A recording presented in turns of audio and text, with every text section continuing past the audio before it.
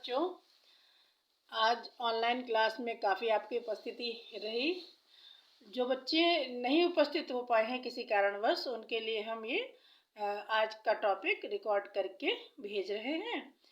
आज आपका टॉपिक था विश्व इतिहास में पुनर्जागरण, जो आपका पहला चैप्टर है, पहला टॉपिक है पुनर्जागरण। पुनर्जागरण का मतलब क्या है? जैसे अगर सामान्य भाषा में हम कहें तो पुनर् का मतलब फिर से और जागरण का मतलब जागना। तो फिर से जागना मतलब कि क्या इसका अर्थ ये होगा कि यूरोप के सभी लोग सो रहे थे और जाग गए? ये नहीं है मतलब इसका। पुनर्जागरण का मतलब है कि एक प्रकार से बौद्धिक क्रांति, मानसिक विकास।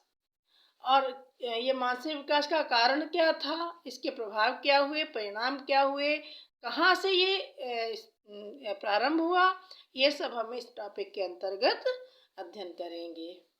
तो यूरोप में, जैसा कि आपने पहले भी पढ़ा है कि पुनर्जागरण यानी कि बौद्धिक क्रांति से पहले जो समाज था यूरोप का, वो सामंत और धर्म, इन दो का बोलबाला था।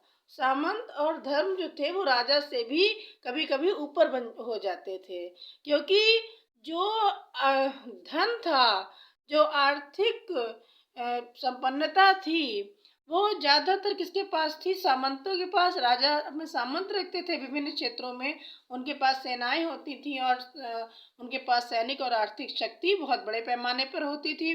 दूसरी चीज चर्च, जो एक रोम का वेटिकन चर्च था, वो तो प्रधान चर्च था।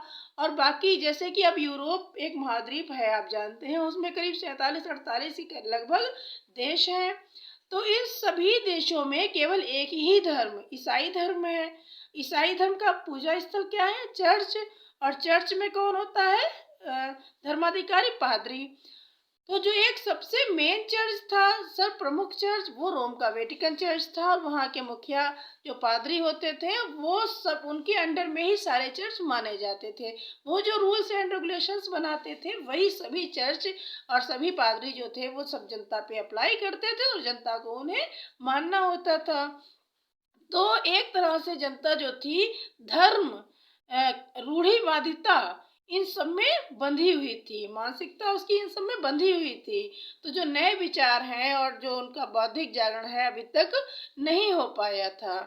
अब ये लोग किस तरह से बौद्धिक दास्ता किस तरह से करते थे धर्माधिकारी लोग? जैसे कि मान लीजिए अब जन्म से लेकर मृत्यु तक करीब 6 संस्कार उन्होंने किए, और इन 6 संस्कारों में ही बड़े पैमाने पर उनको आर्थिक रूप से भी दान करना होता था।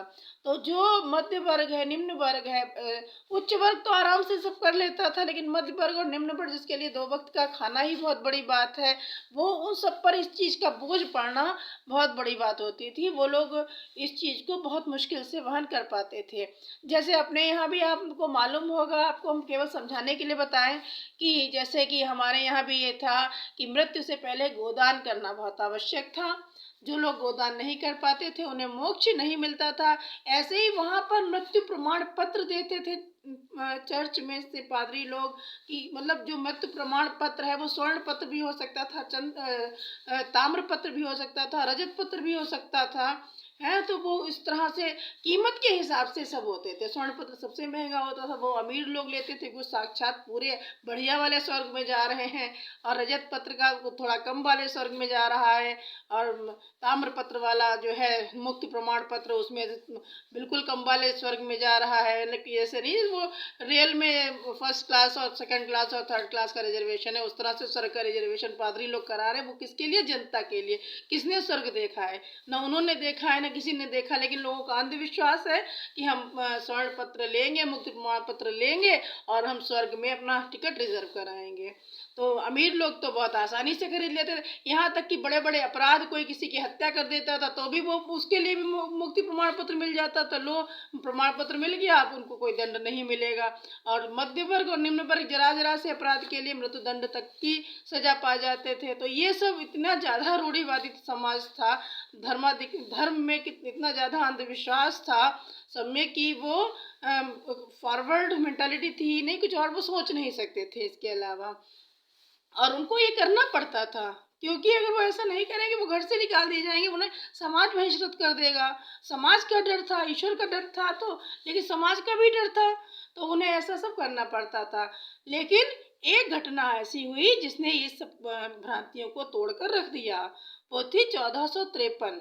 1453 में ऐसा क्या हुआ कि तुर्कों द्वारा, तुर्क वही जो हमने आप लोगों को बताया था, एशिया तक भी आए 1206 में, इधर तुर्कों का आक्रमण भारत पर भी हुआ, भारत को उन्होंने दास बनाया, वो उधर यूरोप की तरफ भी बढ़े। अब उन्होंने यूरोप में वेटिकन चर्च को, कुस्तुतुनिया पर आक्रमण करके वहाँ के चर्च को नष्ट कर दिया। अब यूरोप की जनता के दिमाग में ये आया कि जो इतना बड़ा धर्माधिकारी, मेन चर्च, सबसे मुखिया, वो अपनी रक्षा खुद नहीं कर सका, उनको श्राप दे देते, वो नष्ट हो जाते आक्रमणकारी, ऐसा क्यों नहीं हो सका? तो जब वो अपनी ही रक्षा नहीं कर सके तो वो लोग हम लोगों की रक्षा क्या करेंगे? तो कुछ तो ऐसा था, लेकिन अभी उनमें पूरी तरह से विद्रोह नहीं हुआ, केवल दिमाग में तर्क आने लगा। जो एक अंधविश्वास का स्थान तर्क ने ले लिया, तो तर्क आने लगा। इसके साथ ही अब ये एक अंधविश्वास टूट गया था कि वो जो करेंगे वही होगा और उन पर वो जो है सर्वोपरि हैं। अब वो चूंकि खुद अपने में ही हार गए थे, वो सर्वोपरि कैसे रह गए? अब क्या हुआ कि सभी देशों से जो था बुद्धिजीवी लोग, वो इधर धर्म युद्ध वगैरह के कारण भाग भाग कर इधर उधर जाने लगे, और मेनली उन्हें शरण कहाँ मिली? इटली में। तो इटली में ग्रुप बनाकर सबने डिस्कशन करना शुरू किया, बौद्धिक आपके मीटिंग्स होना शुरू हुई, बौद्धिक सम्मेलन होना शुरू हुए, और एक दूसरे के विचारों का आदान प्रदान किया गया। इसके साथ ही व्यापार के विस्तार में आर्थिक रूप से संपन्न लोग होने लगे और शिक्षा का भी विस्तार हुआ।